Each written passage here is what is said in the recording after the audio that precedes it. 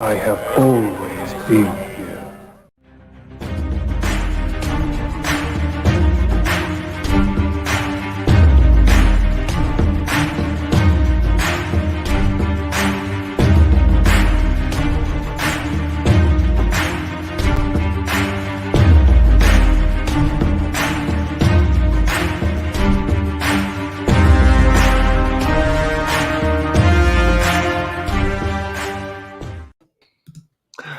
Good evening, ladies and gentlemen, and welcome to the Ambassadorial Wing.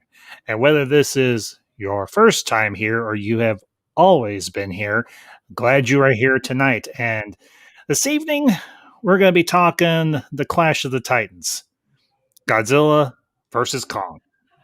And with me, I've got my good friend, my fellow nerdy in many ways brother. You know him, you love him, Dawson from Nerdy in many ways. And we've got one other fellow that'll be joining us here shortly. And yeah, Dawson, it's been a minute. Good to see you. It has been a minute. It has been a minute. It's always good to be here on the Ambassadorial Wing. I do apologize I haven't been on here as much as I'd like to. It's just, it's been crazy lately with work and stuff, you know, but no, I'm glad to be here. Very excited to talk about this movie too. It's going to be fun. Oh, yeah, totally.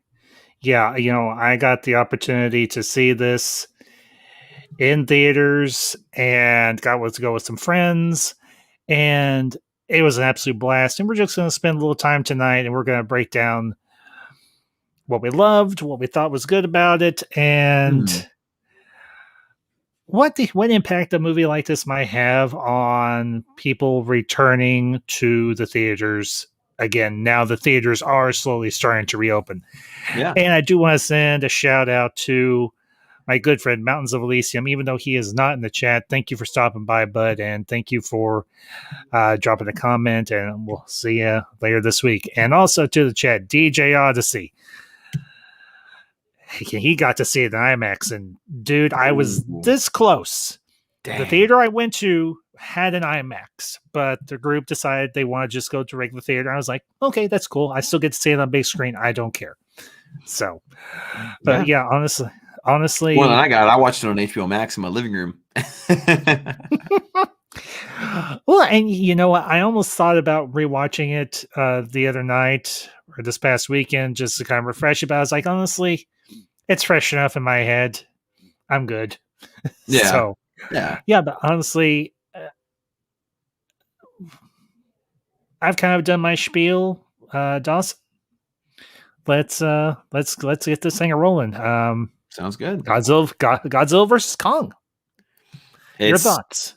I mean, it's a movie that monster fans been really looking forward to for years, and I mean, it's one of those where like you expect just to have a lot of bright, action-packed fun, and I'd say this movie delivered on that. This movie delivered on that promise of being a fun watch, being very, very exciting to watch, and very great visuals. I think the main thing that I'll say as far as the positives of this is that this movie looks fantastic. Like, kudos to all the visual effects artists of this film. They did such a fantastic job with creating the monsters, with creating the environment, creating the world that we'll, you know, get into, of course, later on as far as the story is concerned. But everything visual about this movie was done very, very well, which is always, of course, going to be a win in that column to help people be interested in the first place, right? Because if you have a monster movie that like suffers some places and visuals, it's going to take people out of the experience. But you don't really have any moments of that where it's lacking in this movie. Yeah, totally. You know, for me, getting the opportunity to see it on the big screen and seeing it with friends, that was a real treat because it had been a long time since I had been back to the theaters. And I mean, the last time I went to a movie like at the theaters, I think was when I saw Tenet back last year.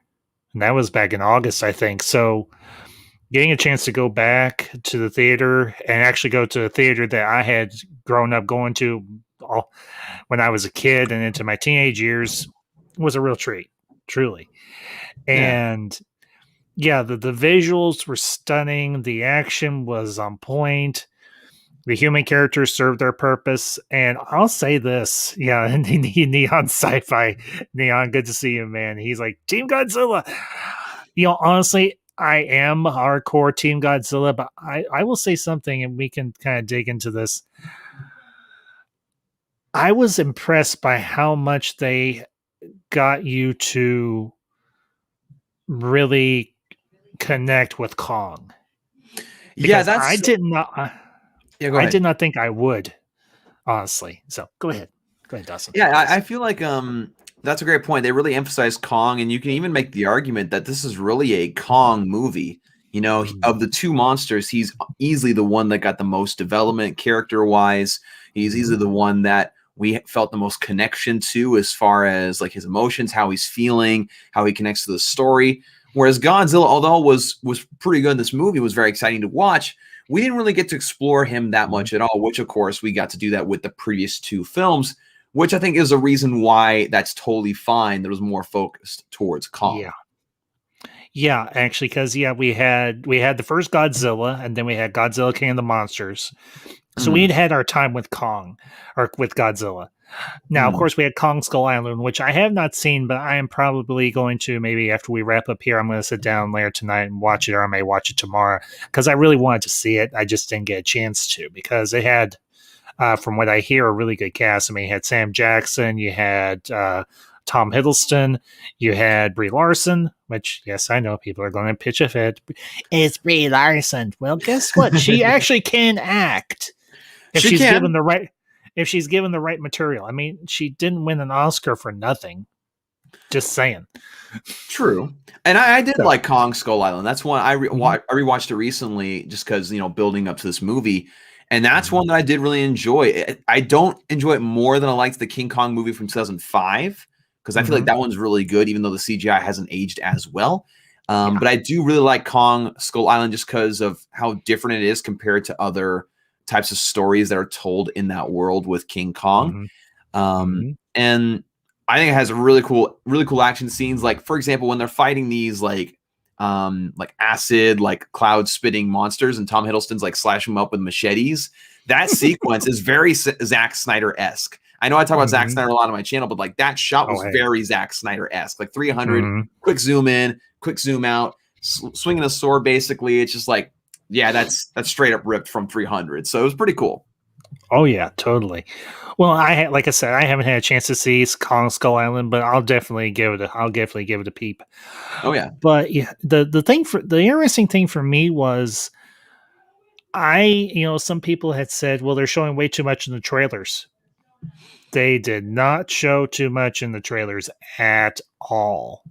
Well, I think I'd kind of contend just a tad, just a tad, not like to the point where like I fully disagree, but I think if the trailers failed at one thing, it was showing just a teeny bit too much with the Mecha Godzilla, right? Because everybody figured that out really quickly, and I do think that reveal early on kind of nullified the excitement that would have been there had we just learned about that character's involvement while watching the movie. You know what I mean?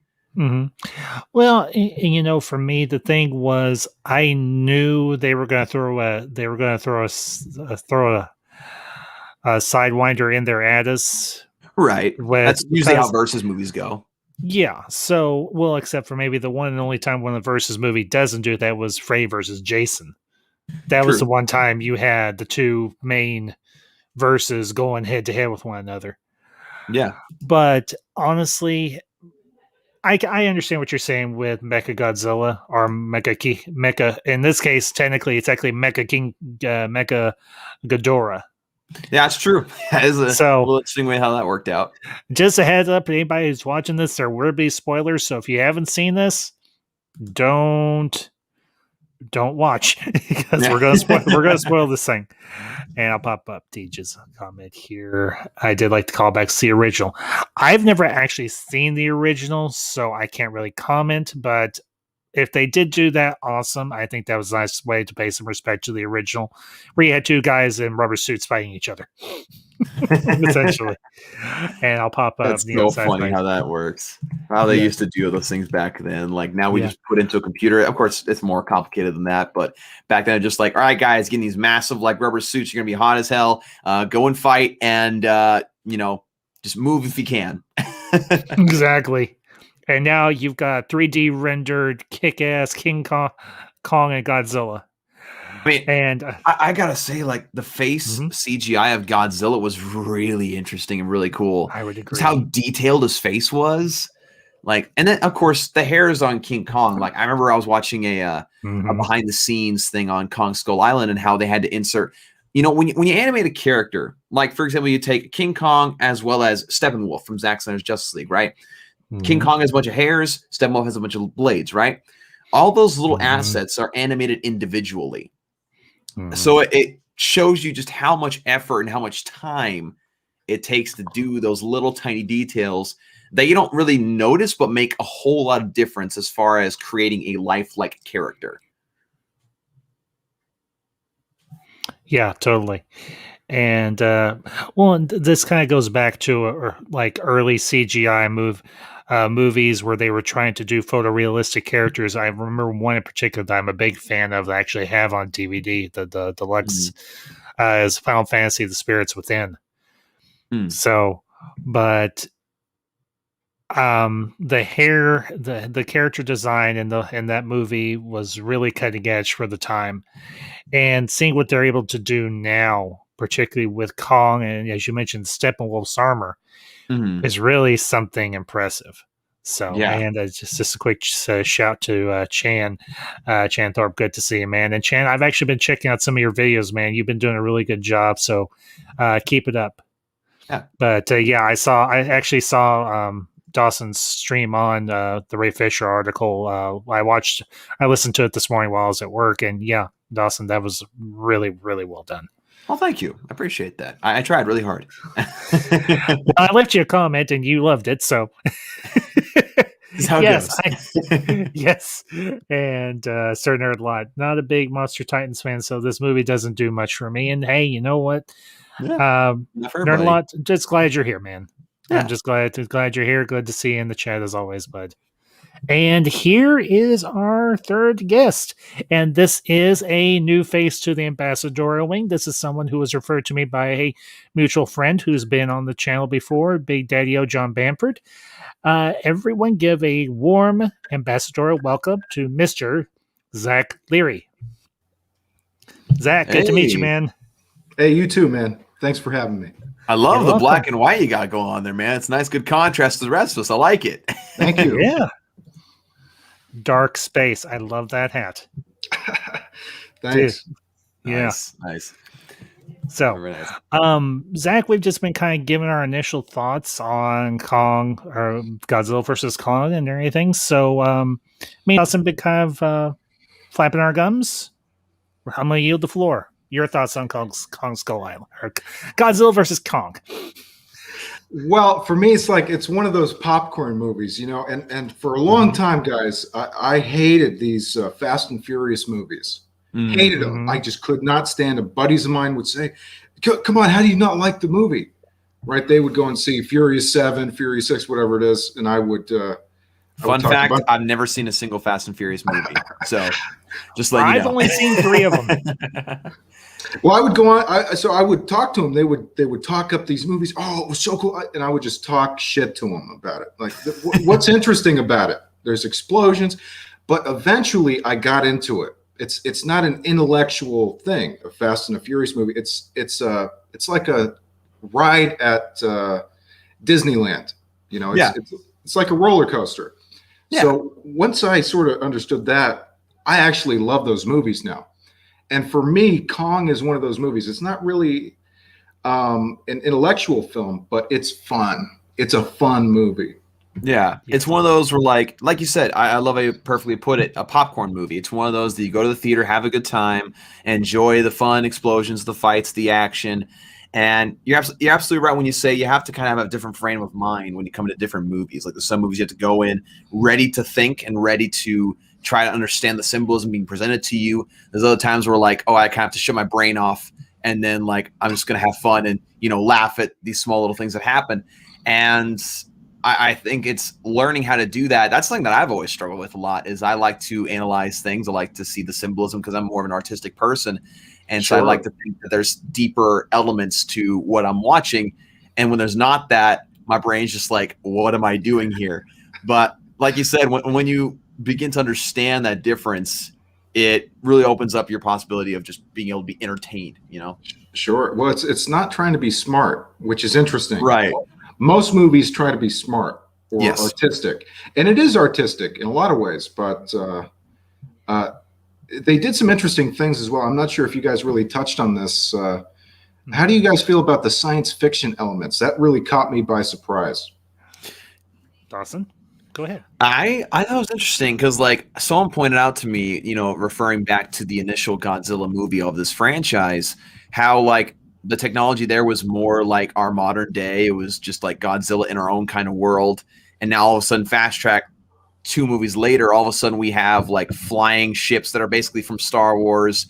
All this technology where you can like teleport or transport things from New York to Japan in like 5 minutes. And it's just like, apparently this story only takes place over a couple of years. And it's just like that part, you kind of have to suspend your disbelief with that quite a bit. Because like you look, I mean, yes, over the past, 10 years, we've had a lot of advancements, like, you know, back to like 2011, right? Most kids had like, we're barely getting smartphones. Some kids had like the chocolate touchscreen phones, and that was as advanced as it got, right? But now everybody has like iPhones and Google Pixels and like Samsung stuff, you know? So like technology does advance in that time, but the way that the technology advances into this movie is a little bit of a stretch for me personally, especially with like the whole anti-gravitational like ship that can also be like a defibrillator for a giant Titan monster. Again, it's one of those things where you have to kind of suspend your disbelief and just be like, okay, this is happening. Fine. The whole movie is like that for the most part. I mean, this is a movie about a giant monkey and a giant lizard, you know, going at it. I'll get some flack for calling him a monkey, but, you know, for brass tacks, that's what it is. He's an ape. See? I knew it was coming. Monkeys have tails, apes do not. That is Godzilla fair. does not have a tail. Well, it's in a lot of ways, it's a bizarre movie. You know, it's really bizarre. I mean, the Hollow Earth idea is very strange, very strange. Especially when you ask the simple question of where do they get their light from? Yeah. But, you know, it's one of those things. That's why I made the comparison, is you have to sort of just accept the insanity. If you can do that, I think it's enjoyable. Another thing I noticed is how the human characters are almost an afterthought, which is actually, I think, a good move. Because you have all of these elements in the other films, which bring this human element into it, which just kind of feels goofy, where you have, I think you have the one where the father is trying to redeem himself or something like that with Bryan Cranston. Right? Yeah. Bryan Cranston and his son haven't spoken in many years, something like that, after the wife is killed. Right. So in a movie where we have big monsters killing each other, do we really need the sappy family dramatic to it? Not really. And I love how they just take the one rich guy's daughter and he just blows her up just like that. Love that. Love that. Yeah. It settles a conflict that like they would otherwise in other movies like draw out like excessively and make you kind of like frustrated. Like, let's just get back to Kong and Godzilla. And it's just like, oh yeah, we'll do that. Boom, dead. It's like, okay, thank you. The only thing with human characters, like I agree that this movie, you know, is better for what are you gonna say, Ambassador?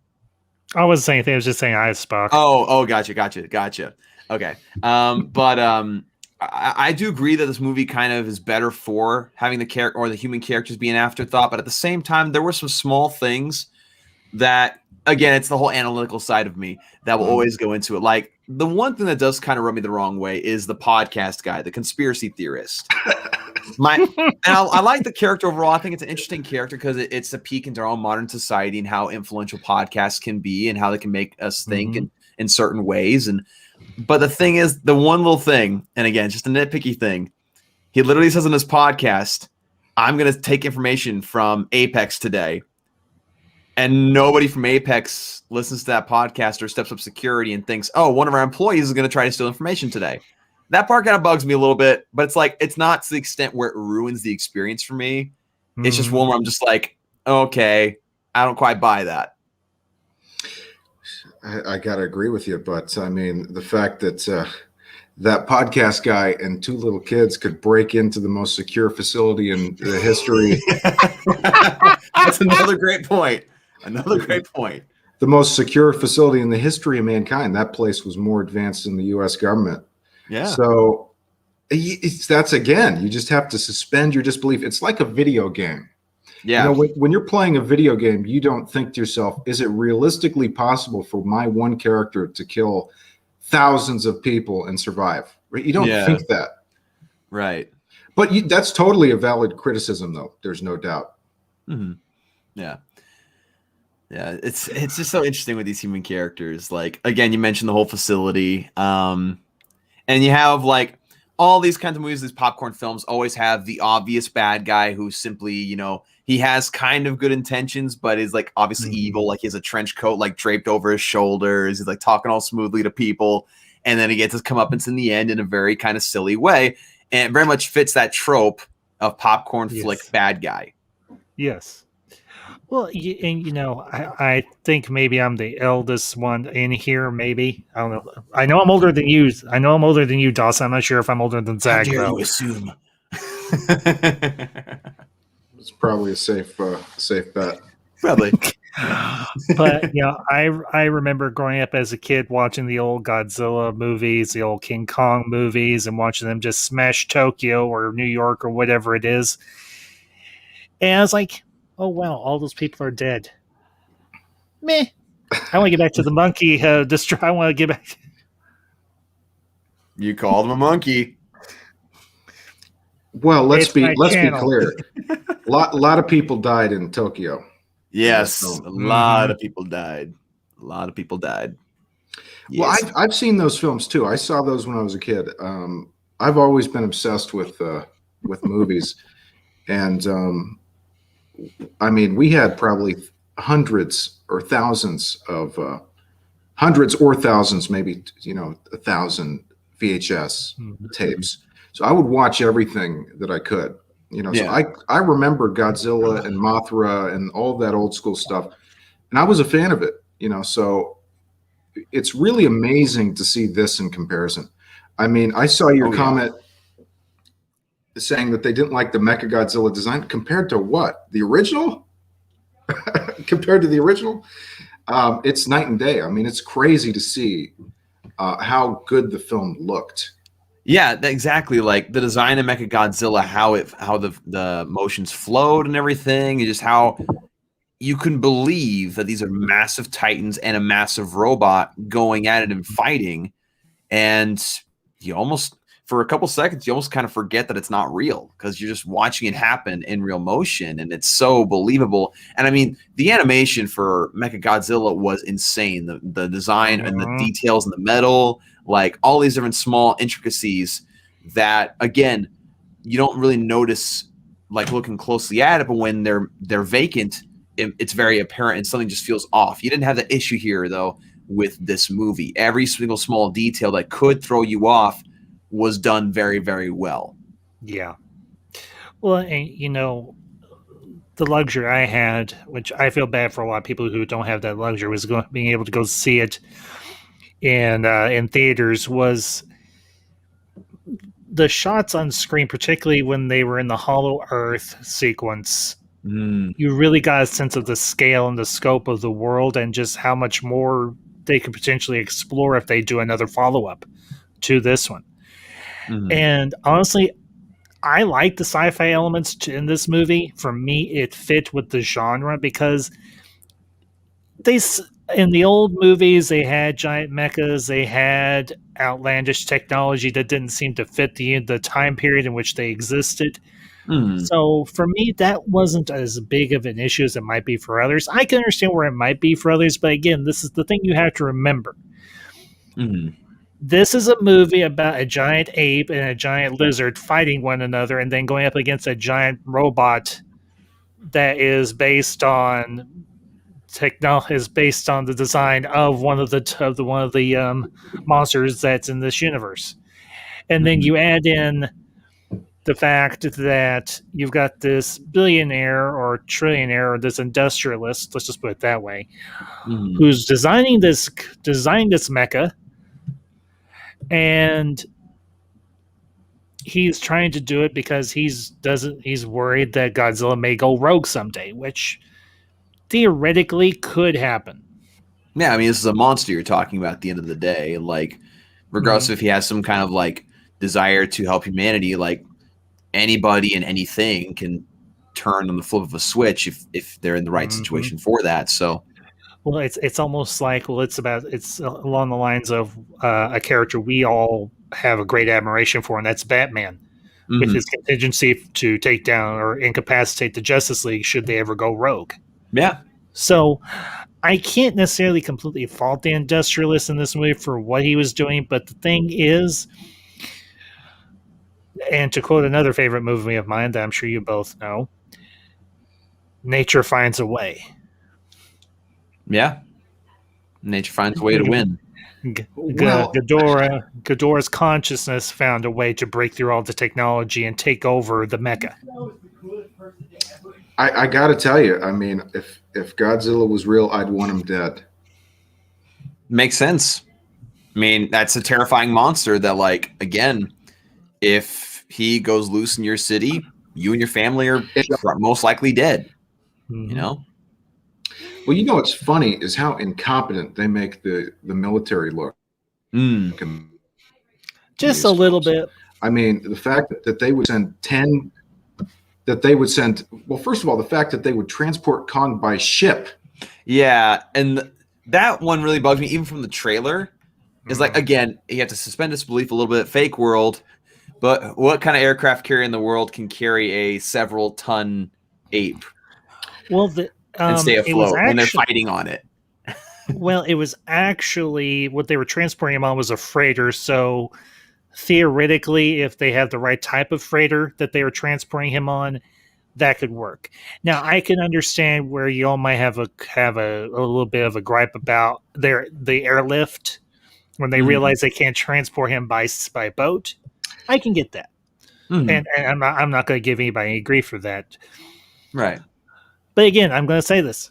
This is a movie about a giant lizard and a giant ape fighting one another. You have to really suspend your disbelief on certain things. Okay, go ahead, Zach. Please. My problem with it is Godzilla's element is the ocean. Why would you go out there with 10 ships when you've got Godzilla clearly hunting you down? Right. That's where the issue comes in. It's like, I don't know. I mean, I would have tried to figure out a different way to transport him. Yeah, maybe do like helicopters from the beginning, you know, like. Yeah. Or a train.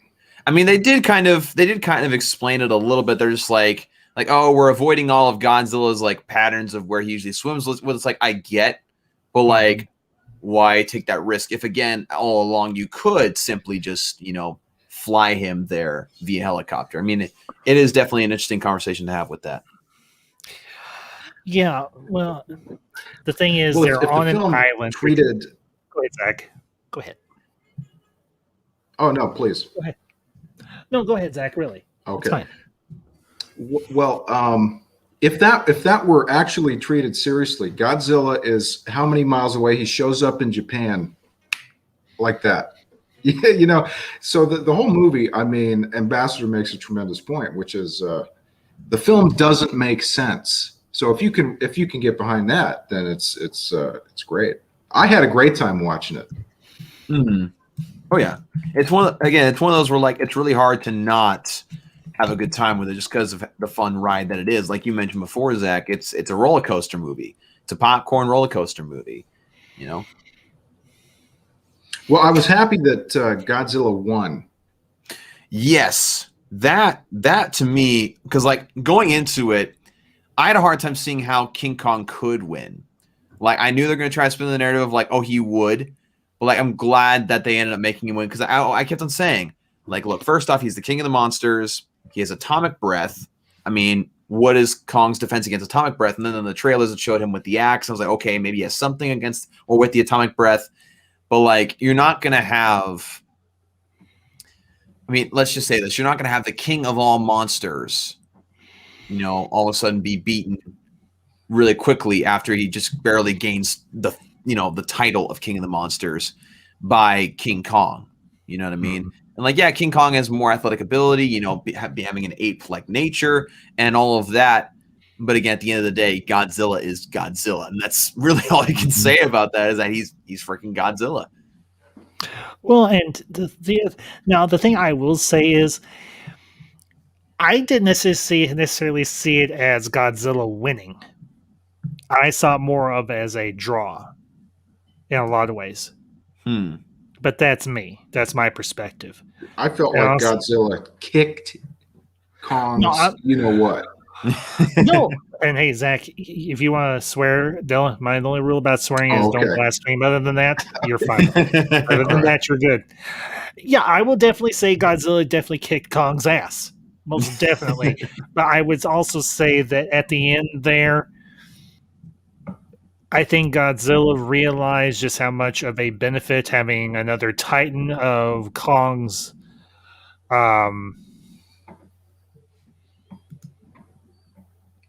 Caliber. Strength caliber. Thank you. Yes. Of his caliber would be, rather than destroying him, he lets him live. I mean, he asserted his dominance, absolutely, but he realizes too, if the humans try and do something stupid like this again, or there's another Titan out there, remember, Ghidorah was actually an alien Titan. It wasn't one of Earth. So if something ever like this comes up again, Godzilla having an ally is not necessarily a bad idea. Right. And also Kong kind of submitted to the idea of them being able to coexist by dropping the axe. Like, you know what? All right, cool. I won't go after you anymore. And Godzilla kind of looked at him like, yeah, good. Yeah. And I'll bring up DJ's comment here. Plus, Kong was also at the point of death. It wasn't, if it wasn't for another callback to the original electrical powered Kong backup. Yeah, essentially. Well, I'm curious, guys. Do you have a favorite scene? Dawson, go ahead. I'll let you have the floor first. For me, favorite scene. It was both really cool visually and just kind of gross at the same time.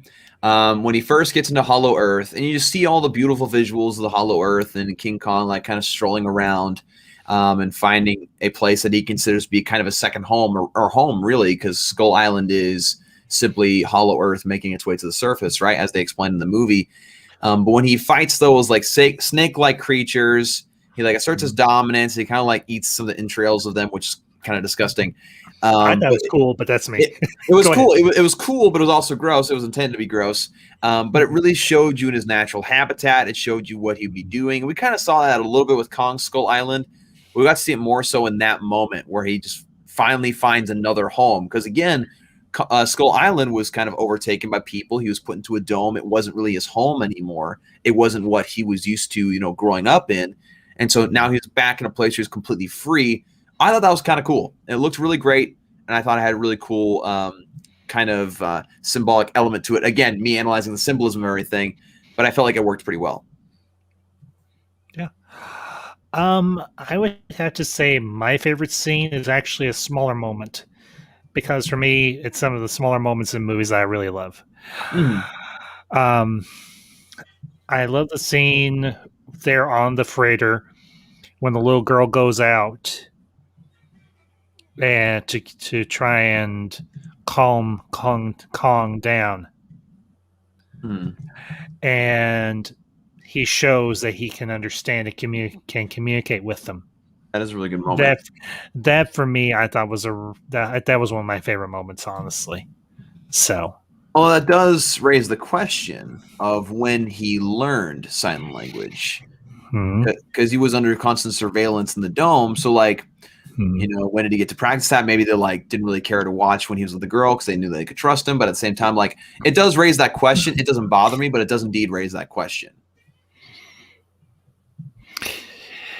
Well, and the thing we have to remember is that apes are very intelligent. Yeah, that's true. I mean, they border on human intelligence. They don't have our intelligence, but they border on it. So their capacity to learn, their capacity to grow mentally does exist. It's not unfeasible. Right. I'm not saying like So, how he was capable, but like Mhm. when, at what point did he learn that without them knowing is my main question. Well, Zach, do you have a thought on that? No, go ahead. Okay. I think the thing is he could the thing for me is this is how I kind of ration it out.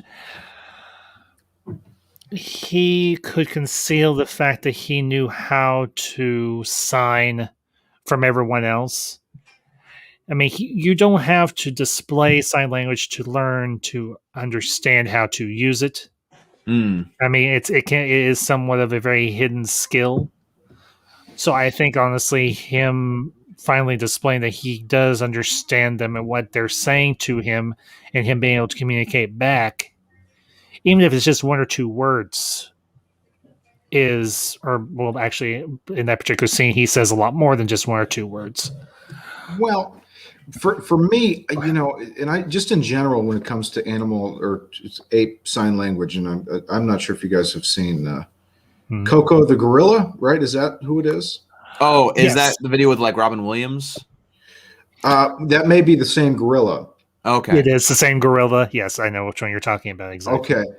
I don't know if they actually understand or if they emulate humans. I'm not sure if they copy us or if they get it. And I felt the same way with Kong. I mean, when he does the little thing or whatever it is, I don't even know if he knows what that means, but he's seen her do it. Well, and I'll bring up. I got DJ Odyssey's comment up here. The lay scientist said he showed signs of understanding but never replied. Then the little girl said Kong talked to her because he didn't trust any of the others. It could very well be that he had watched the little girl communicating with his family or her family, excuse me, and he learned from that, and then just over time. I'm going to say, at least in Kong's case, I'm not going to necessarily say in terms of real life application or study or anything if they do understand, but I'm going to say, at least in the case of Kong, he does understand what those hand gestures mean. So, because otherwise he wouldn't know that this means home. So, I'd have to say, and I'll bring up Sir Nerdlot's comment here because I agree. The little girl from an all deaf family, good stuff. She was a bright point in the movie. Yeah, I would wholeheartedly agree with you.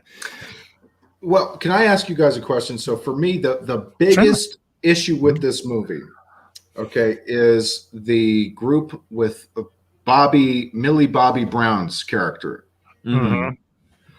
They go to the thing. And what do they accomplish? He spills some stuff on it, right? And what does that do? It doesn't do anything.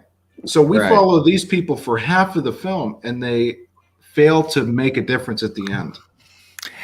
Yeah, honestly, I can see that as legitimate. I can see that as legitimate. Be for criticism, honestly. Well, did they help? Ambassador, what did they do? Because I remember they poured the water on the thing, but I don't remember it doing anything. It did short out the circuits connecting Mechagodzilla to what's the freaking brain? Ghidorah. The Ghidorah brain. So it shorted out the circuits and made it to where Kong and Godzilla can more easily defeat the Mechagodzilla. So but it is a lot of adventuring just to accomplish a small help in the battle. That's so confusing. I would agree. Yeah, that's so confusing. If you disconnect the brain, how is it still operating? That is so confusing. Yeah, maybe weaken the signal a little bit because a lot of technology, if you pour water in it, a lot of times it doesn't necessarily completely kill it, but it does render it less useful, or maybe it renders it less operable. You know what I mean? And like, so like shorting it out doesn't necessarily mean the connection's gone, but rather the connection is like not nearly as secure and strong as it was before. You know what I'm saying? Well, maybe that's the answer right there. Is that it? There was two Ghidorah heads, one in the Mecca and one in the mountain complex. Oh, that's right, because Yeah, they have to connect the brain. Okay. Okay, that would make sense. So it Mhm. cut that. So you just had one head. Yeah, just made it disoriented, maybe. Yeah, that makes sense to instead me. of two. Yeah.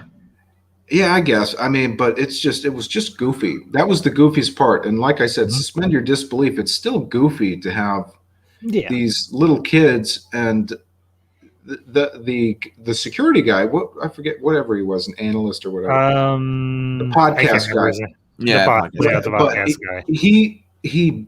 they break into it, and for some reason, this little girl who is 16 is the one entering in the controls instead of the guy who works there. Yeah. Yeah, and I do get that. Like, come on, those doors where she hits the door control, I couldn't have figured that out, and neither could have you guys. Right. Who knows what to hit? And she goes beep beep beep. Yeah, I was Doors- gonna ask that too. Like automatically, like closes the door. Like, Well, it's almost like the combination from Spaceballs 1, 2, 3, 4, 5. yeah. And I do really agree with George's comment here. George's comment, I wholeheartedly agree with, saying the human characters involved in Kong's arc were fine, although I do have small complaints about that. But yeah, they were fine. The human characters in Godzilla's arc felt thrown into the movie and unnecessary. I agree, because like I think late down the line, they're like, okay, we have a lot of characters being sympathetic towards Kong, backing up his story, whereas Godzilla not as much. Let's try to figure something out there. I'm not gonna say it was all like thrown together, but it's kind of how it felt like to me. Although speaking of the people involved with Kong, my main issue with Kong's story is that they talk about like, oh, we need to follow Kong into middle or the Hollow Earth in order to like track down this like power source, right? And it's like, okay, but like, they obviously knew where the tunnel to Hollow Earth was, and they'd obviously constructed ships to be able to handle the gravitational shift. They don't necessarily need a monster to guide them there, because like that's not a sure thing. You could just simply take some kind of reader or some kind of sensor to sense where that power is coming from. Like, I don't know. I felt like them following Kong was a little bit shoehorned just for them to see what Kong does. You know what I mean? Well, I would say that's how they presented it in the film, and you're right. It says it doesn't make that much sense. But if they had presented it differently, like Kong will protect the ships, then then it would make total sense. Because he did. He kills those things. They back him up in return when he's got the thing wrapped around him. Mm-hmm. No, but I totally would agree with that. Yeah, no, I agree with your point. It depends on presentation. Absolutely. They've got the thing right there. They've got the tunnel. Yeah, and well, the thing you have to remember too is they're trying to find this power source that, well, they obviously don't know about per se, that's being kind of hidden from them. So I think having Kong there, yeah, he could potentially protect the ships, because he did have a connection to the little girl and to her adopted mother. Mm-hmm. So I think that right there is kind of your through line for saying, okay, they've got these people along that Kong has a connection to. He's going to protect them, and in turn will potentially protect the others that are following him into the Hollow Earth. And also the other thing that I think I kind of struggle with personally is how when they find the power source or the energy source, they just simply scan it and send the scan to the company, and they're just able to duplicate it. And I'm just sitting there here like, that's not how power sources work. Like, you don't just find oil, take a sample of it, and send the results to, like, email it to some company, and they can just duplicate the oil. That's not how that works. Like, you need to bring the source to the location. I think they just did that for the sake of them not having to travel back and forth and, spend a lot of time doing that. And while we're talking about that, Godzilla blasts through the entire Earth's core. Yeah. And they don't have to, we're not showing them dealing with the gravitational thing again, if that's the case. I mean, that's probably the most horrendous thing the film did, is have Godzilla blast all the way down to the Earth's core. I mean, it looked cool, but it didn't make any sense. Yeah. That was it's a quick fix. That's what Yeah. that was. It's a very quick fix. Yeah. It's a way to shorten the runtime to get more, viewings or showings in the theater. That's what that is. Well, and again, do we really? I do understand what y'all are saying. Don't misunderstand me.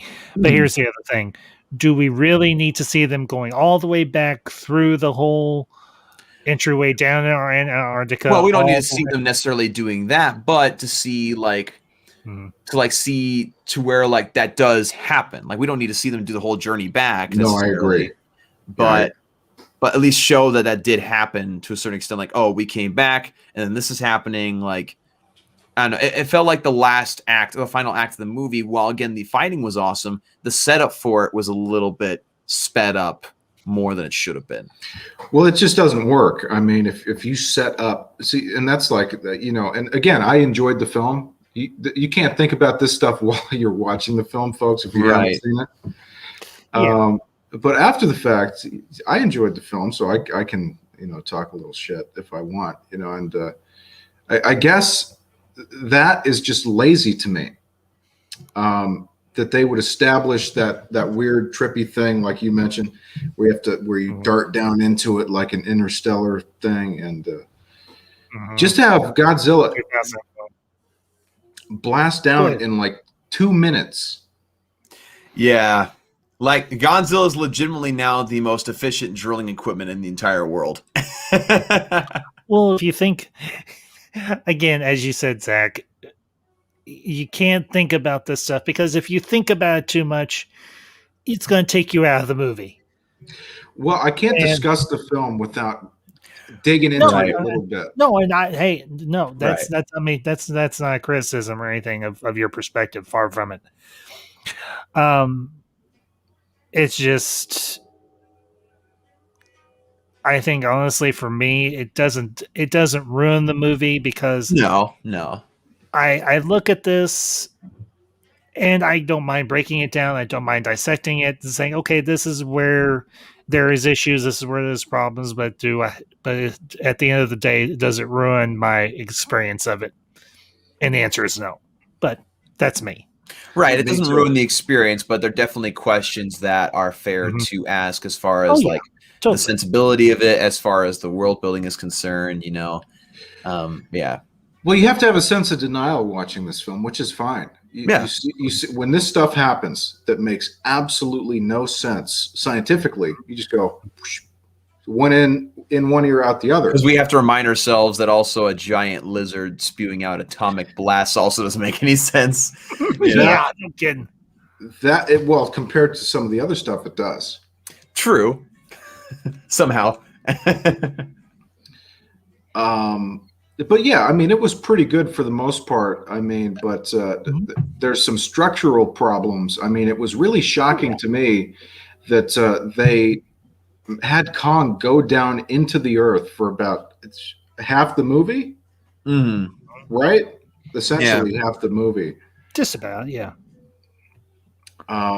Very strange and totally unexpected. I mean, if I give the film one thing, and this is a big compliment, is it did not go where I thought, and totally surprised me. I thought that Godzilla would be Mechagodzilla in a Godzilla suit. That was my expectation going into it. Interesting. Because my expectation, I had a little theory going that they mentioned the whole idea of Godzilla attacking things and like him going crazy. I had this idea that maybe somebody had made a Mecha Godzilla, but had given him this big skin covering to look like the real Godzilla, and at the end it'd be revealed that wasn't the real Godzilla the whole time. Be like an episode of Scooby-Doo in the MonsterVerse, where it was Old Man Withers and the Mecha Godzilla, and I would have gotten away with it too. Well, we had the same expectation. Yeah. I had a feeling something like that might happen, but I also had a feeling that something's provoking Godzilla because they've established at this point, by the time of King of the Monsters, he doesn't attack unless provoked. Right. So I think honestly, for me, it was going to be either someone is screwing around with him, causing him to attack, or he senses something is off that's causing him to attack. Right. And we figure out, it's kind of a bit of both, really. Mhm. So the rationale behind now, I will say the attacks that he carries out on the Apex facility there in Florida, I think it is. Yes, I want Consider, to say yes. yeah, I think it was Florida because it was on a coastline. I remember that much.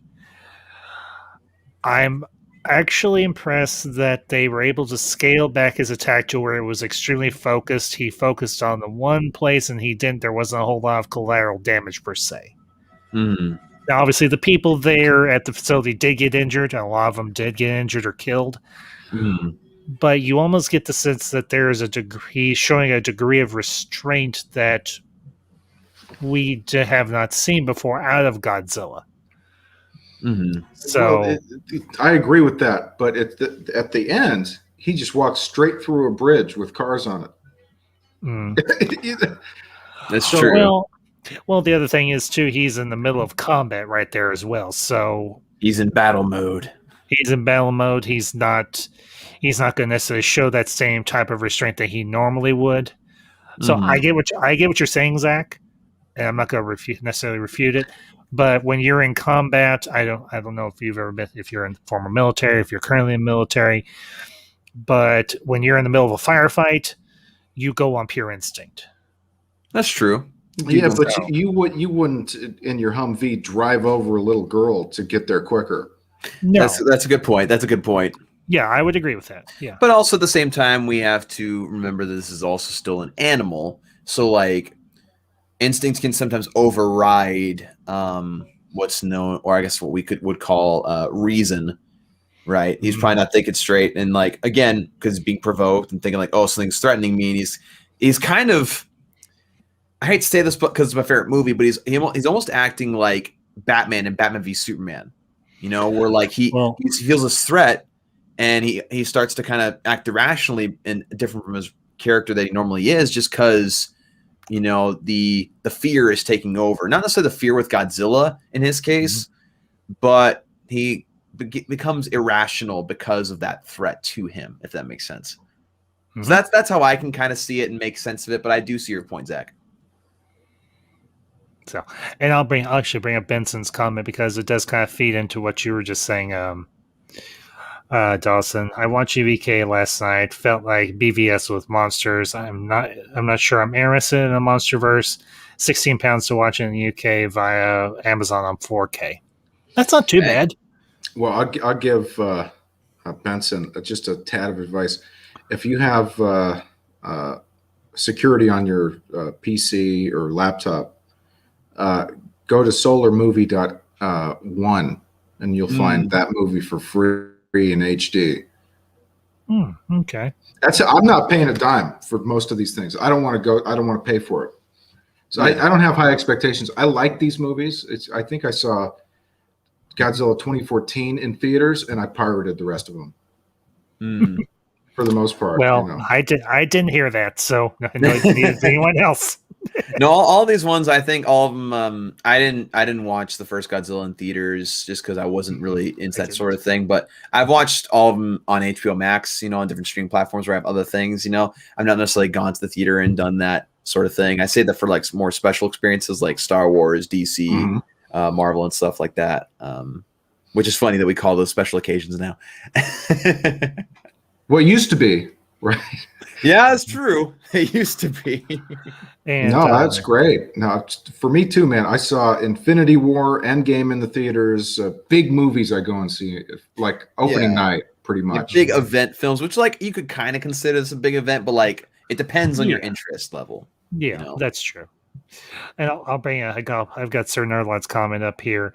Do you guys think Legendary or WB, whoever owns the rights, will re-up to continue the MonsterVerse?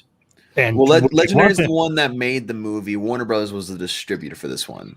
So, what do you all think? Do you want to see them continue this, or do you think they've left it? Do you think this is a good closure point?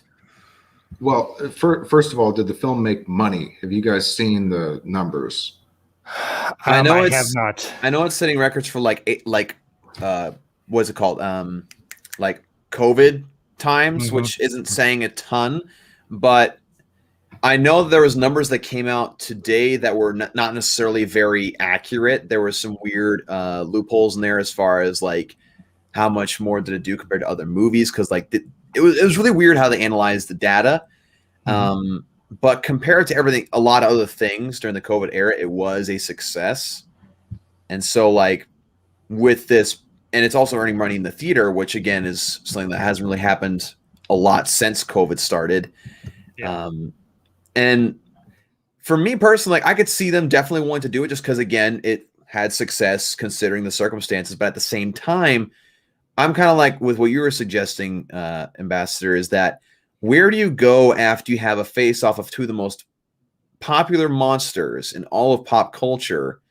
Where do you go from there? Like, what monster do you have that goes up against them? Like, what can you possibly have to offer besides that? And they could definitely pull a monkey out of their hat and surprise us, you know, or a rabbit out of their hat, I guess is a more popular term of the phrase. But they could surprise us, but I just don't see what they could do that would surprise us at this point.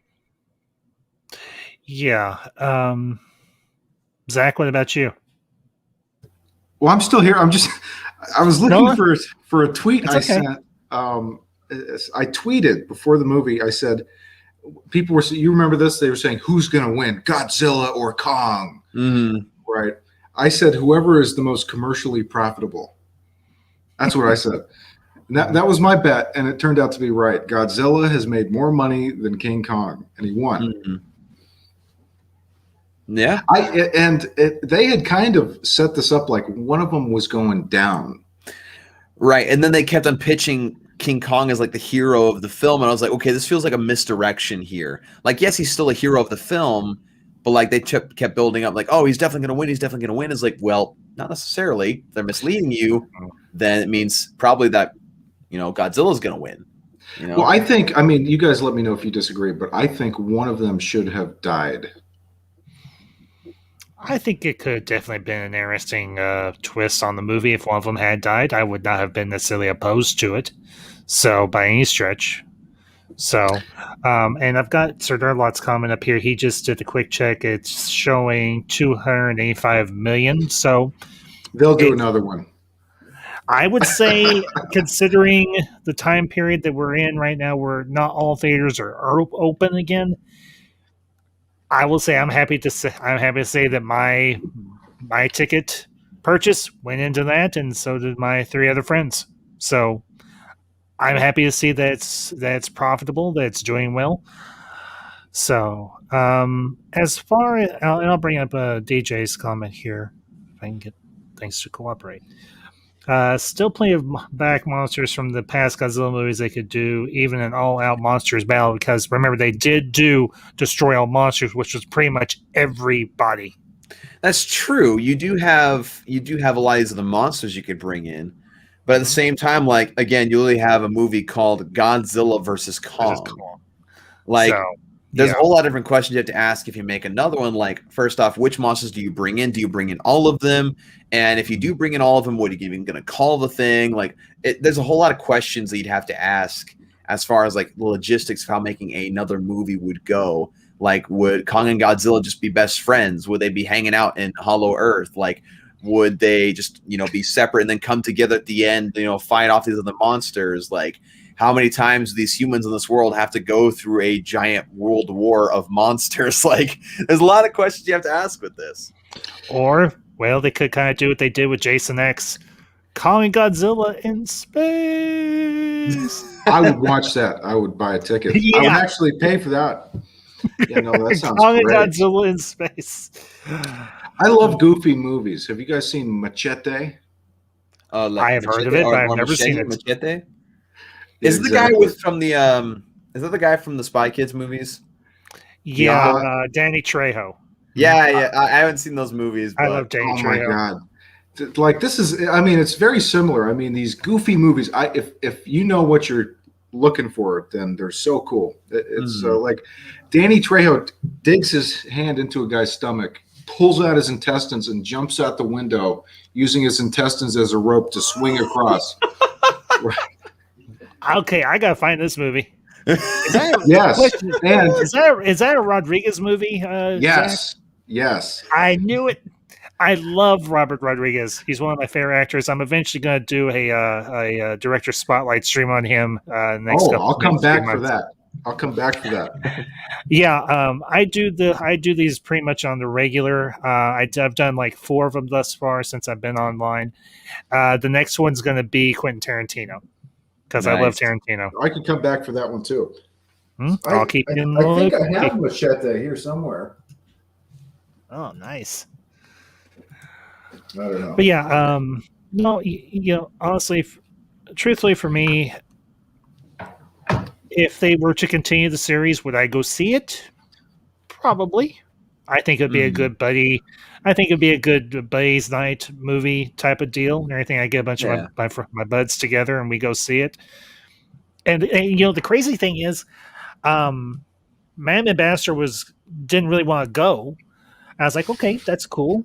But a couple that we hang out with that we went to school with or anything, they were like, hey, we're going to go see this. You want to come along? And I was like, yeah, I'll go. I was like, Mrs. really isn't interested. She's like, I would have gone because our other friend was there. I was like, well, sorry. But the great thing is, this type of movie can really appeal to a broad demographic across the board, age range, gender, the whole shooting match. And we've kind of hit on something here. This is a popcorn movie. It's just going to the movies and having a good time. And I think considering all the crap that we have all gone through over the last year or so, this movie, I think, hit at the right time and the right times, the right time frame. Because it is just one of those where you switch your mind off, you go watch, things get smashed up and monsters fight, and you walk out and you're like, we all walked out after the movie was over and we're like, I think we're deaf. And they were like, oh? I'm like, yeah, we're deaf. But we all have fun. Yeah. We left the theater, we were all laughing, we were all cutting up, talking about the movie, and we had a good time. And the great thing is, in a few weeks, we're going to get one that I'm really looking forward to. I'll definitely do a review of it, and that's the new Mortal Kombat. Oh, God. I mean, I remember what a disaster the first one was. Do you remember those? Actually, I thought the first one was actually rather good. It was the sequel that stunk. Yeah, the sequel is... Is that the one? That must be the one I saw. Which one is the one where she says, and it's time for you? That's the second one. That was Annihilation. That was the second one. Will die. It's like I fell out of my chair. I almost broke my chair. I fell backwards in my chair. I mean, it was so funny, and it missed the mark so bad. It's like Batman and Robin levels, but worse. Totally. Totally. I'll tell you too a funny story, because back last month I did a review stream for the first Mortal Kombat, because it's actually one of Mother Ambassador's favorite movies. Because she had a huge crush on Christopher Lambert way back in the day, who played Raiden in the first Mortal Kombat. Gotcha. And I asked her, I was like, I want to do a stream. I want to do a review of a movie that you love. And I was like, what movie do you want me to do? And she sat there for a minute. She's like, what's the one with the guy that has the long white hair that shoots lightning out of his hands? And I was like, Mortal Kombat. She's like, that one. I was like, either that or Big Trouble in Little China. Well, the guy doesn't. He doesn't have long hair. No, he doesn't have long white hair. No. Yeah. Another great movie, but I've never heard of this guy. Who are you talking about? Raiden, Christopher Lambert from the first Mortal Kombat. I don't know him. Did you ever see Highlander? No. Oh, dude. Highlander's a must. Highlander is a must. Is that a film? It is a film, yes. It's a film. Who else is in it? Oh, gosh. Sean Connery, Clancy Brown. I know both of them. I'm usually pretty good with names, but I've never heard of this dude. Christopher Lambert played the main character. Zach, you're catching a little flack from my chat. I don't care. Brian. Brian. The DJ's like, take his nerd card. Nah, it's all good. I mean, Yeah. I haven't seen Revenge of the Nerds, so it's like, that's not on the nerd checklist. Well, really. I got a lot of flack for saying that I hadn't seen that. So I feel for Zach in this situation. you don't have to feel for me because I could care less what the chat says. But let me just put this out there: is what has this guy ever done? If they're defending this guy, I've never heard of him. He's not a starring actor. He's a B-lister. Yeah, he's a B-lister, but he's a good B-lister. Sure, I like B-listers too. You're saying he's a character actor. In a manner of speaking, yes. Yeah. So, well, throw some more things out. What else has he done? let's see. Benson's brought it up here. He was in Night Moves. Nobody's ever heard of that. He's done a lot of stuff. He was in a I'm gonna look him adaptation. up. He What is was his in name? Highlander, Mortal Kombat, Highlander 2, Greystoke Tarzan, okay, Highlander Endgame, Fortress, Subway, Escape, let's see, Resurrection, Beowulf, let's see. Well, a version of Beowulf because there are many. A version, yeah, there's a lot of versions. Gunman, there was Nirvana. What is his name? Christopher Lambert. Christopher Lambert. So I could do a lot of this. I'm trying to see. I have never seen this guy ever. Hey, that's fair. I mean, I've only really seen him in Mortal Kombat and Highlander, so that's mostly where I know him from. Yeah, that's where most everybody knows him from. Those are like his two best known movies. Yeah. Benson. Oh, it's like a fantasy film. Yeah, it's a fantasy film. Yeah. Essentially, yes. So I've had my nerd card revoked. No, you haven't. I'm the only person who can, when you're on my channel, the only person that can revoke somebody's nerd card is me. So your nerd card is perfectly intact. Well, that's very good. So, no, I've never seen this. I've never heard of it. I recommend it. Dude, you should definitely check it out. It's very interesting. Very interesting. Yeah. So, but yeah, I don't know how, but no, getting back on topic. Yeah, the one I'm really looking forward to that comes out this month is the new Mortal Kombat because I love the first one, hated the second one.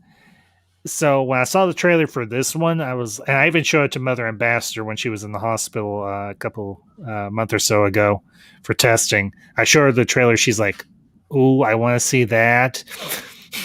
Yeah. And that was the Red Banded trailer where they actually had the swearing and they had the blood and guts or anything being ripped out of people. Yeah. Now you understand where I got my love for these types of movies because my mother and to a certain degree my father loved movies like this. Yeah. The thing that Zach, you don't know this, but Dawson, you do. Both of my parents were from the baby boom generation. Yeah. So they grew up watching all of these movies in the 1950s, the 1960s, going into the 70s and everything. And they just passed them on to me. So stuff like that is like born into my DNA. Yeah. There you go. Zach, not cool. Not cool. Not cool. I want to play a clip right now, but I won't. Refrain, Ambassador. Goose frabba. Gru's blah blah. I've seen that movie. Never rub Anger another man's Management? rhubarb. I was quoting Jack Nicholson. There we go. Yes. Yeah. Did you guys see the Jupiter League trailer? It looks awesome. Also, Invincible on Amazon is brilliant. Benson's, honestly, I can say I have not seen either. Yeah, I knew the trailer came out for that Jupiter League thing. I haven't seen it, and I've heard a lot of good things about Invincible. And I got really close to watching it at the end of the night, but I just didn't have the time, and it just wasn't on my radar. Well, I'm familiar with Invincible. That's the same guy who wrote Invincible wrote and created the Walking Dead comic. Robert Kirkman. Right. Exactly. Yeah. And he's a smart guy. Kirkman seems like a very smart guy. So Invincible looks good, and the cast, guys, is beyond an all-star cast. I mean, just amazing cast. Yeah, that's what I've heard. Let me see if I can read it to you. Invincible cast. It's crazy. Cast Isn't J.K. Simmons in there? Like, now, is this an animated series? Am I understand? Yeah, it's the animated series. Yeah, that's what I thought. Okay. Yeah, so voice casting, of course. Okay. Okay, here we go. John Hamm. John Hamm, Seth Rogen, Clancy Brown, Mark Hamill, Zachary Quinto, Walton Goggins, Kevin Michael Richardson, J.K. Simmons, Stephen Yoon. And these are only people at the top of the list here. Yeah. Karen, Gillian Jacobs, just a crazy cast, insane cast. Wow. Dang. There's some names I definitely know in there. Yeah. Totally. I know some of these words. Ha ha ha. Oh. No, that sounds good. I'm pretty excited to finally watch that at some point. I just need to set the time aside. Yeah, same here. I mean, I've been meaning to go sit down. I've been meaning to sit down and watch Justice League again. I just haven't. I haven't had the time. This is so funny. Is there's like 6 people in the show from The Walking Dead. I wonder how that happened. Oh, I only imagine. Which is a good show, by the way. I still like that show. I still watch it. I liked it a lot. I haven't watched it since Glenn died. That's where I had a really hard time moving forward from, just because like they teased him dying just like an episode or 2 before, and the way they brutally ended him, I was just like, I just can't do it anymore. There's so much loss. I can't deal with this anymore. I read the comic, so I was prepared for it. Yeah, I actually was at a comic book shop today where I got a lot of stuff from here, but there was the 4 like massive compilations of the Walking Dead books. And I was very close to getting them. I do want to have them at some point and read those. Are cool. Those are really cool. Yeah. What is it? It's a compendium. Yeah, compendium. That's what they were. The 4 compendiums. Yeah, those are awesome. Honestly, I've never really seen. I never really read The Walking Dead. It just didn't seem like my thing. I did watch the series, but I stopped when people actually started eating people, not zombies started eating people. I love that shit. It got like the nitty gritty of what people would do in a disaster situation, and that's interesting. I love it. I love it. And up until that point, I really enjoyed it. I did. But when people started eating people, I'm like, bring on the cannibalism. I like it. I like it. I love the darkness of the show. I mean, it went totally downhill after season 6, so you didn't miss much. Mm-hmm. That's what I've heard. Totally. The showrunner got fired. They brought in new people. So, yeah. But they just put out a great one. They did these 6 episodes during the pandemic, and they were awful because you have filming restrictions. You can only have, I think, 5 people on screen at the same time, something like that. And the last one, though, was amazing. So if you're interested, check out the new one. It's Negan's backstory. I have seen people talk positively about that one. Awesome. Yeah, DJ actually brought that up last week's Here's Negan's episode was awesome. Yes, totally awesome. I always like the backstory ones. They're always very tragic. Very, very tragic. Well, it takes a guy. Oh, go ahead. Sorry. No, go ahead, Zach, please. Well, it takes a guy who is easy to hate and makes him a human being. Right. It humanizes a villain or a villain-esque character. Yes. Which is always interesting if they can pull that off, you know? Yeah. Dawson, Benson's was wanting you to show his death metal Batman figure. So Benson, big shout out to Benson. He actually sent this to me. What was it? Last week or week before? It was when I had my whole thing where my camera, my streams wouldn't work. But yes, this is the Dark Knight's death metal Batman figure from the McFarlane line that Benson sent to me. which cool. is beautiful. I Mhm. love the jacket. I love the scythe. I love the head sculpt. Very similar to the head sculpt of the Flashpoint Batman figure they have in the McFarlane line. It's so dang good. I mean, honestly, like I can't say thank you enough to Benson. I mean, goodness gracious, this is absolutely I like it. 100% beautiful. Yeah. Highly recommend. Especially like I haven't gotten the motorcycle that comes with it yet, but if you get like the skeleton motorcycle, like dude, I want to get that so bad. So yeah, thanks again, Benson. You're the best. I really appreciate that. Well, I know we've kind of gone off a little bit off topic, but I'll ask this question. Are either one of you looking forward to Dune coming out in a few months? Oh yeah, Does that even interest you? it definitely interests me. I don't know anything about the story, but it looks very good. I really want to get my hands on the Dune graphic novel adaptations, just because like Dune. I thought you said Doom. No, Dune. Dune. Dwayne The Rock Johnson is doing a sequel to Doom. I wouldn't mind that. I liked it. I like the game. I like the game. I never played the game. Like the movie, never played the game. Yeah, the game is legendary. Yeah, yes. Dune looks good.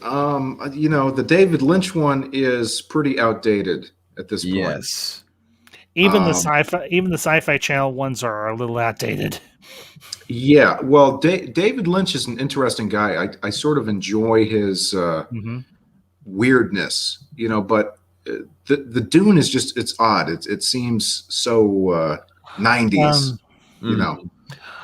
Well, the interesting thing is this is a story that's been around since like the 1950s or 1960s when Frank Herbert started writing them. Yeah. And then, of course, his son and Kevin J. Anderson picked up on it, and they've kind of fleshed out the lore. Some people like it. Some people hate it. There's actually a channel that I follow fairly regularly that I'm actually subscribed to, and it's called Quinn's Ideas. And he covers Dune lore. He covers Game of Thrones lore.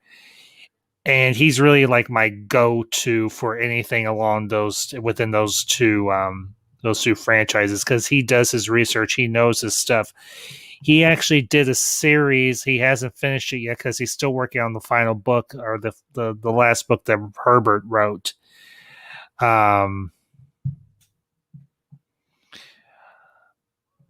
Called Chapter House Dune, and he actually did read-throughs for all 5 or 6 books.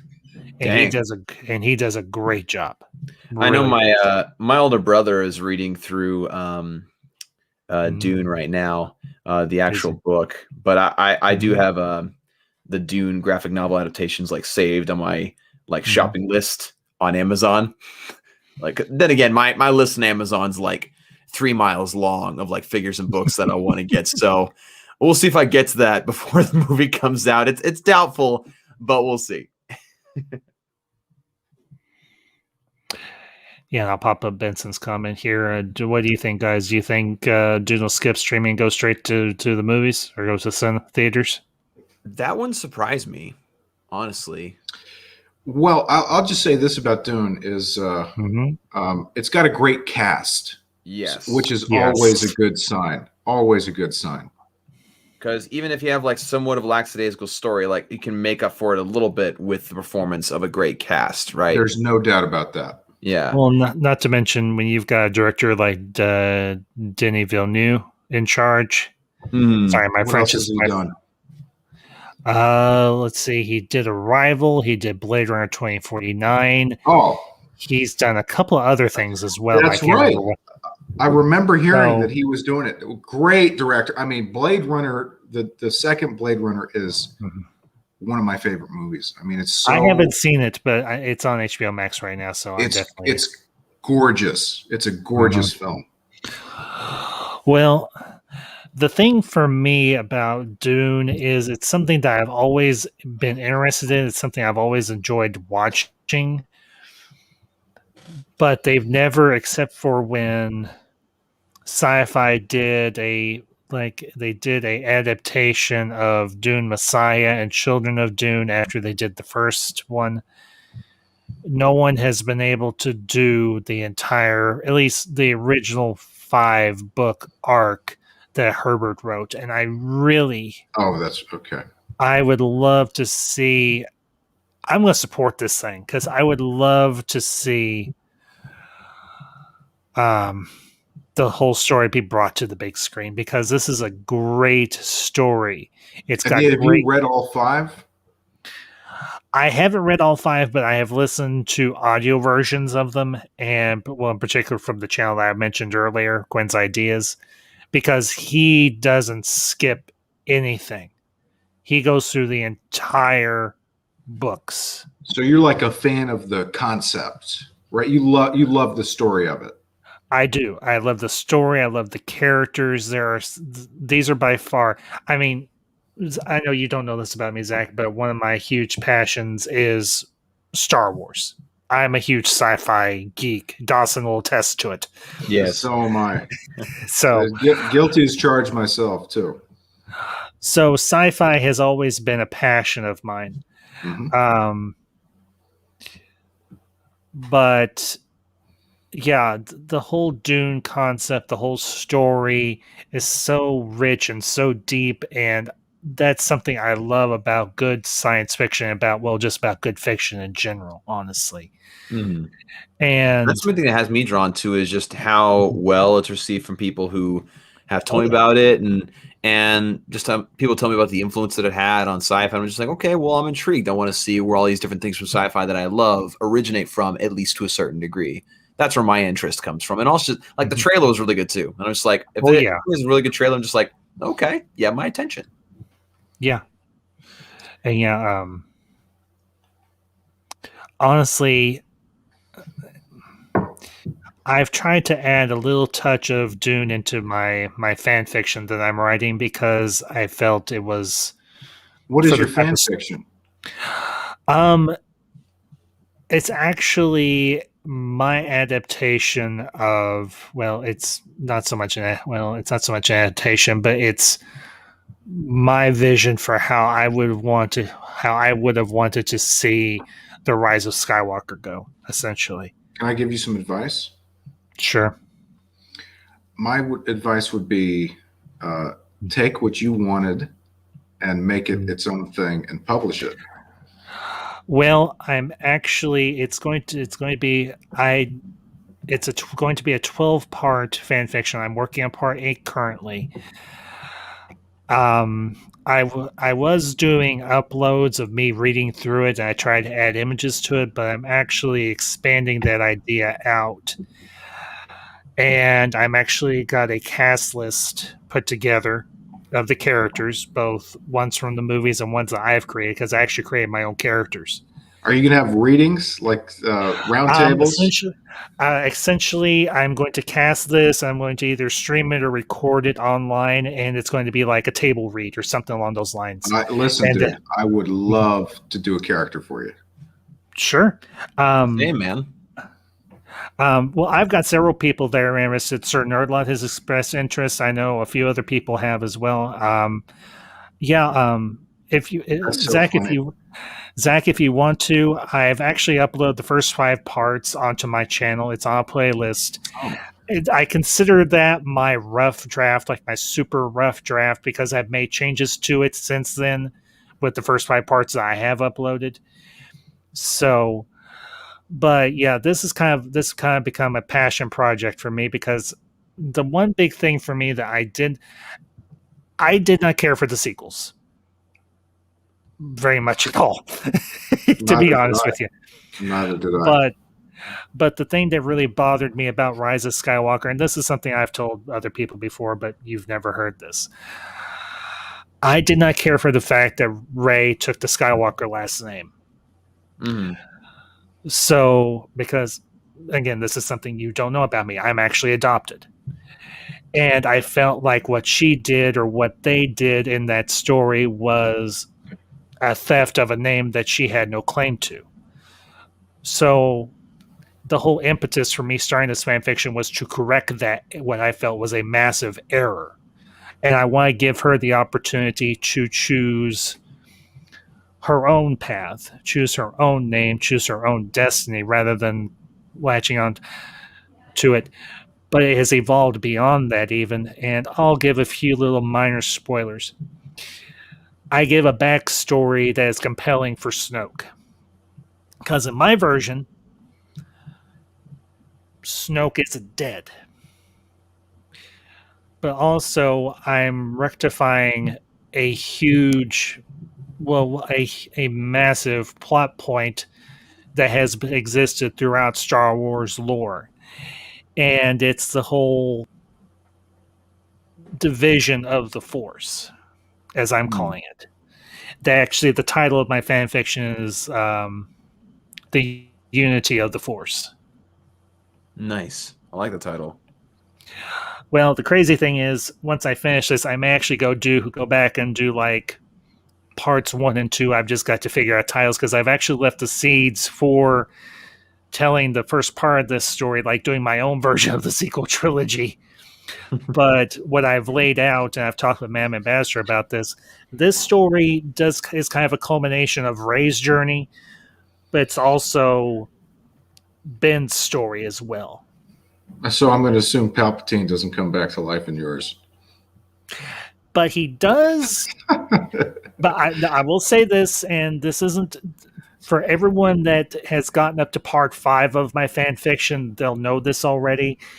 Palpatine does play a part in my story, but he never, he doesn't physically manifest within my story. Gotcha. But he does have a presence within my story. Does he have lines? Huh? Does he have lines? Sort of. I would love to give that a shot. I mean, it just sounds so fun. He doesn't have a big part per se, but you'd have to put some reverb on me, though. I think that's how they did it in the film, is they put reverb into it. Yeah. Well, the thing I'm looking at once I finish this part is the first side, right? Just put a little reverb on that. It doesn't sound so bad. Yeah. Yeah, you can do that. The first part of the story will be Finn's journey. Because in my version, Finn is a Force wielder. The second part of my story, which will take place before the part I'm writing now, will be Rey's journey, or Rey's story. And then the third part will be the culmination plus Ben's story. So. Well, we did a thing on, I can send you the thing here. Sure, yeah. Just DM it to me. You want to play it? Can you play it on here? I can, yeah. Just send me a link in the private chat or whatever, and I'll look it up, and I can pull it up. It might be a little embarrassing. I'm doing voice acting in it, but it came together super well, and we had other people, so it's. I hope it's not too long for you, man. But if you want to check it out, here it is. If you want to play it. Yeah, absolutely. Like I said, just send me the link. I'll punch it in. So let me open another tab. Okay. I hope you like this. Did you put in the private chat or? This is. I'm going to send it on. Oh, I can do that. Yeah, let me do that. Yeah, just put in the private chat if you want to. That's fine. So I think you and I have talked about this a little bit. Is you wanted to see this is part 1 of my treatment. Yes. Yeah. Yep. That was it. Yeah, because I put it in one of the comments I put on your one of your videos. It was actually your video, the people v Kathleen Kennedy. And let me just say this right off the bat is, you know, it's not perfect at all. So don't get your hopes up, folks. Oh, dude, go check out the videos. I get better, but they're still really super rough. Believe me. Okay. The first read through. Let's check it out. I haven't seen it in years, guys. I'm very interested. I'm very interested. I have not seen this thing in years. I mean, God, 2018, my God. Hopefully it's good. I hope it's good. It's so weird that we can say 2018 was years ago, literally. It's so weird. Yeah, it is. Yeah, it was a few years ago. What it is the Trump news cycle just was so that it just made time go more quickly, I feel. with everything. Every day something crazy is happening. At least that's how they portrayed it to us. Right, exactly. It was not a relaxed 4 years. Let's just, put it that way. Right. There we go. Let's see. Wait a minute. Is this?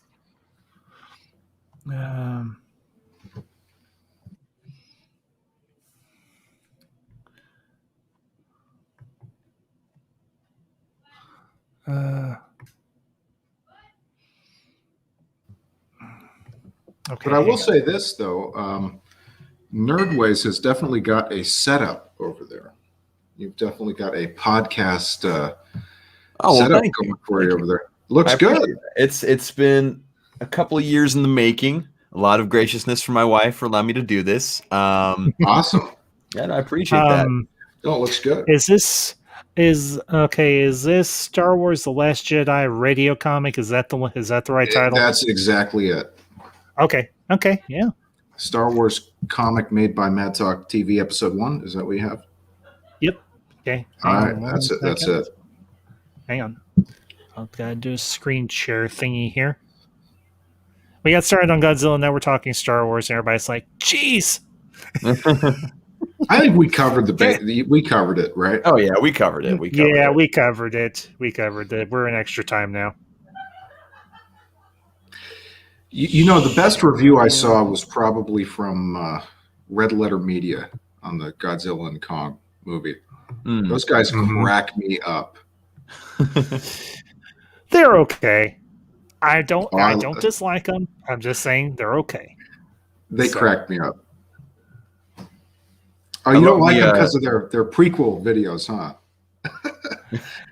No, it's not so much their prequel videos. It's just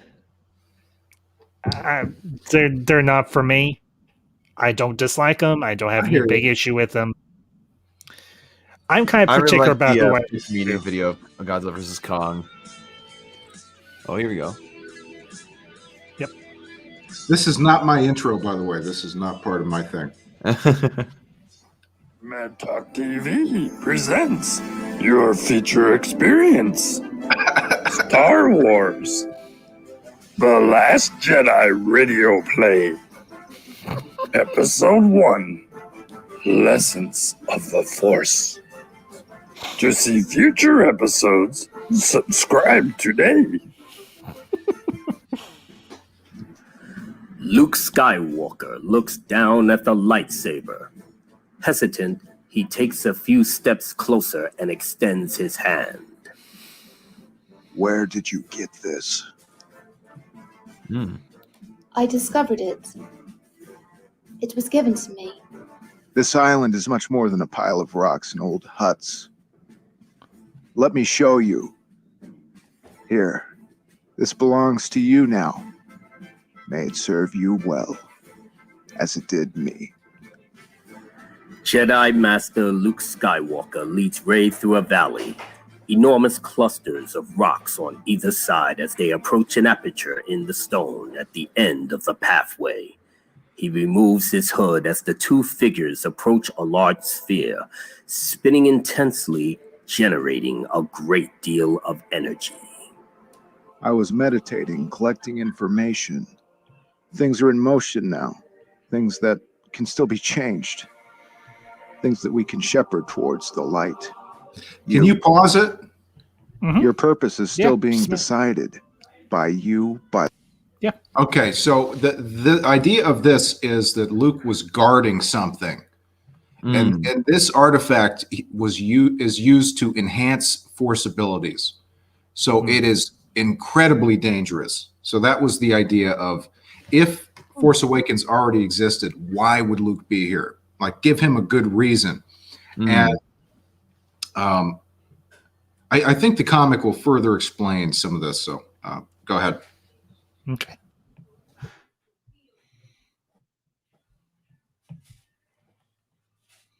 By the Force and everything around us.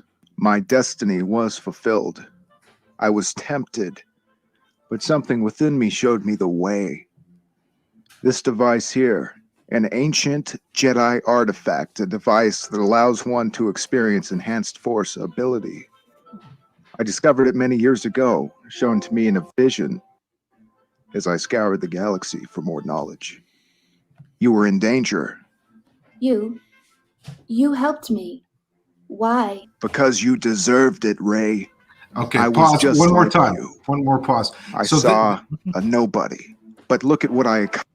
Okay. So this explains that Luke used this machine to help Rey defeat Kylo.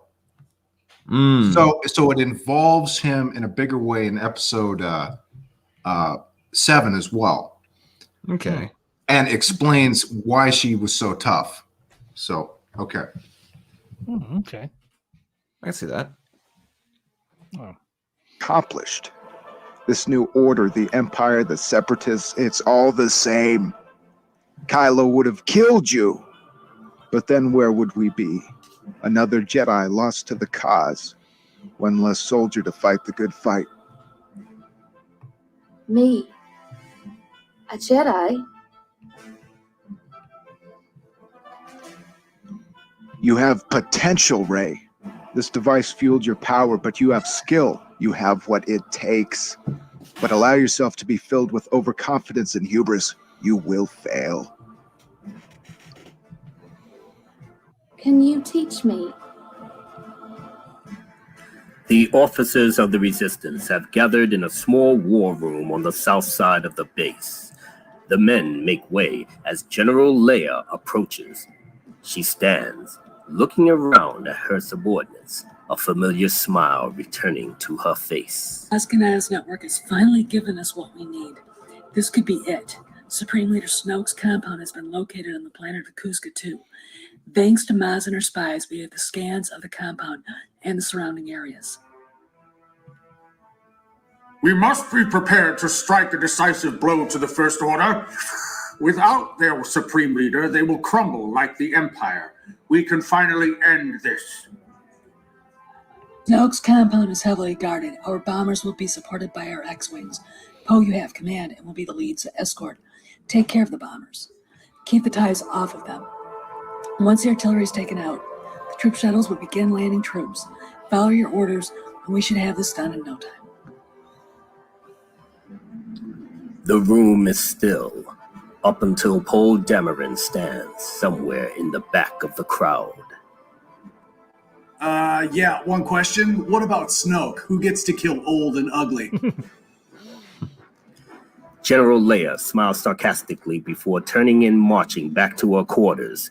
The soldiers spring up and jump into action. Everyone aboard has their job to do. Tomorrow, the fate of the galaxy could be decided. Luke stood at the edge of the cliffside as he removed his green lightsaber. Rey stood opposite, drawing her lightsaber, once Anakin's and then Luke's, but now hers. The gravity of that thought struck her as Luke moved to attack.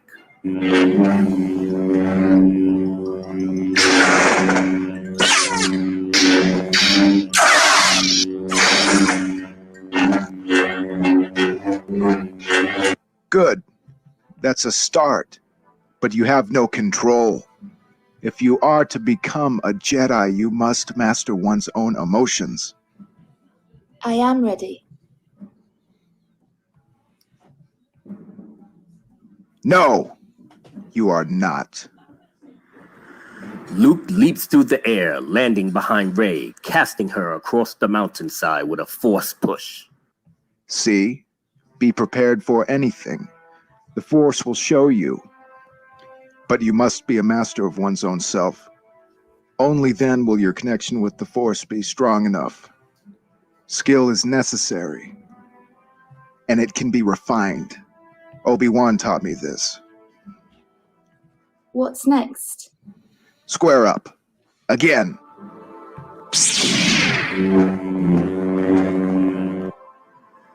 Luke Skywalker stood looking down at the entrance to a cave. Rey at his side. His hair was blowing in the wind. You must go inside. Confront your greatest fears as I once did on Dagobah. Be careful. This will not be easy.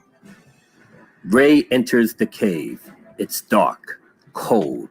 The howling of the wind guides her deeper inside. The cave opens up to a large opening, like an underground world. Walls 200 feet high, a dark tower. Darth Vader's castle stood at the center of the cavernous underbelly of the planet. She entered, and there stood a man in a dark robe, facing away from her. She approached the figure and turned him around. It was Luke, but he was different. Something was wrong. You're not good enough. You're weak, unfocused. You will never become a Jedi.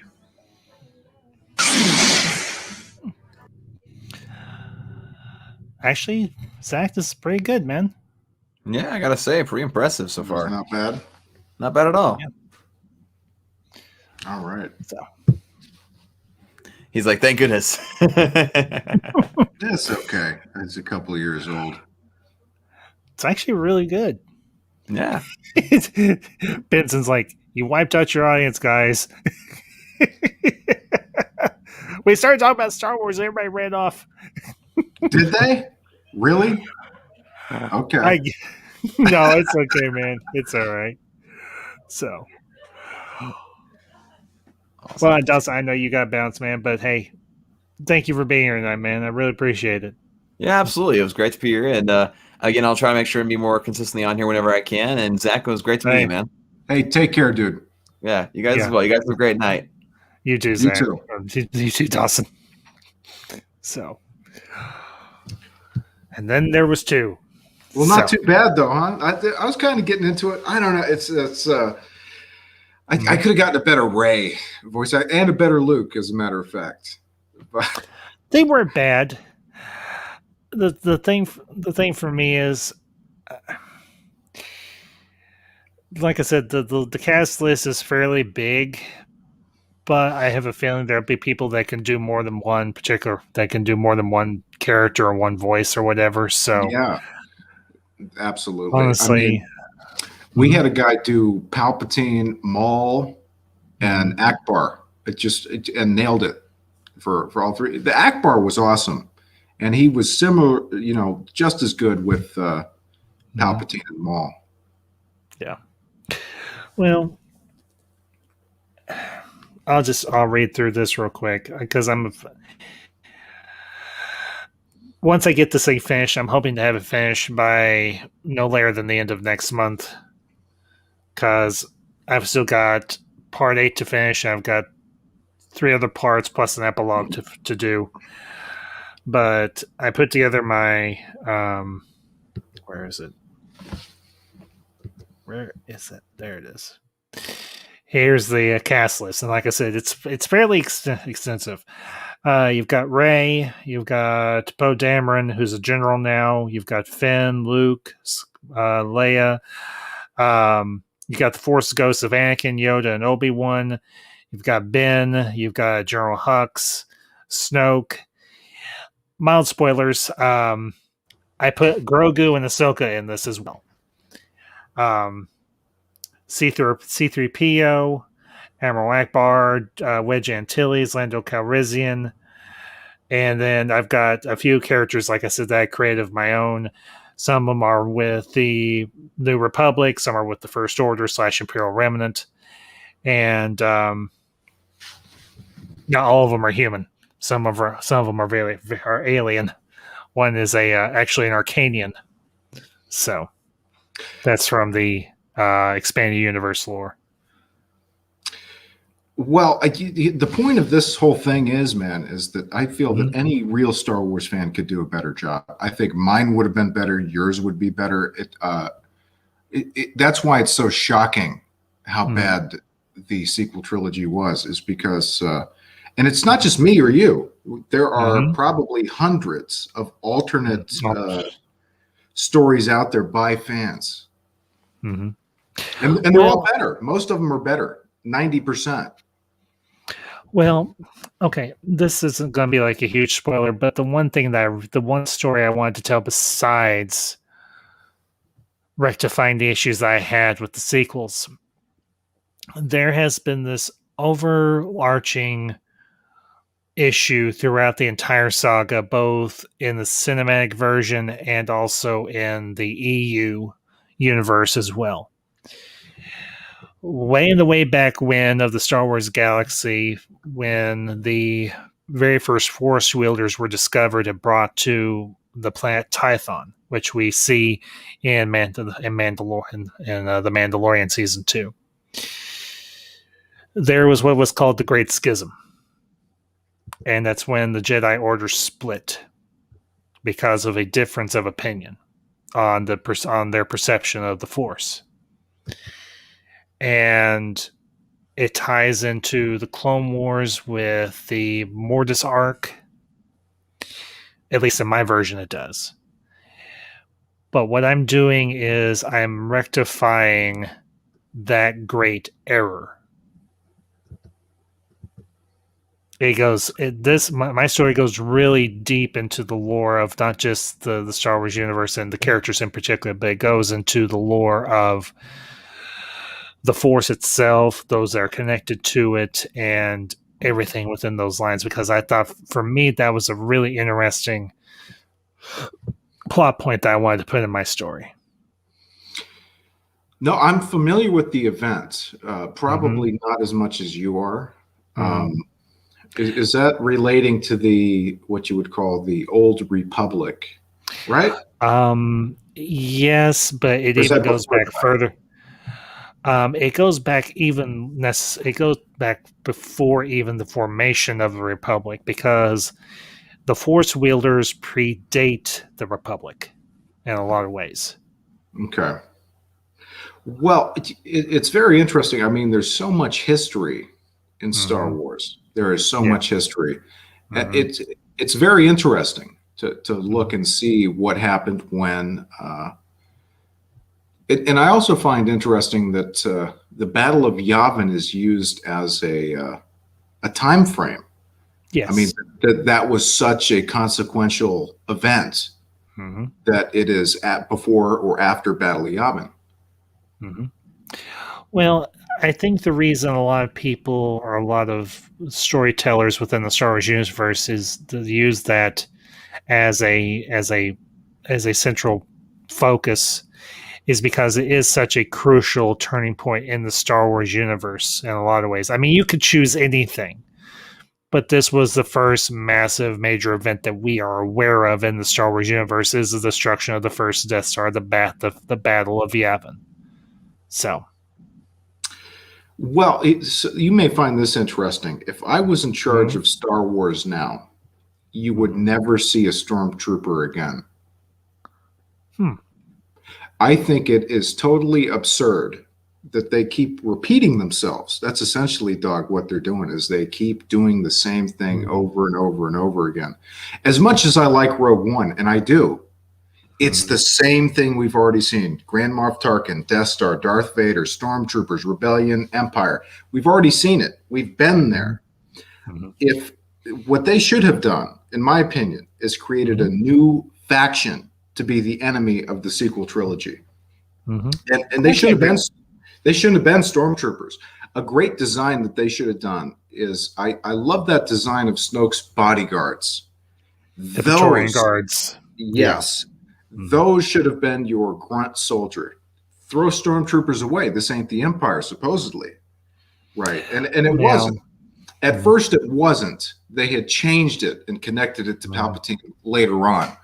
But if it's not the Empire, why are they stormtroopers? And why do we still have the Rebellion? If they're in charge, it should be the New Republic fighting, not the Rebellion. Yeah.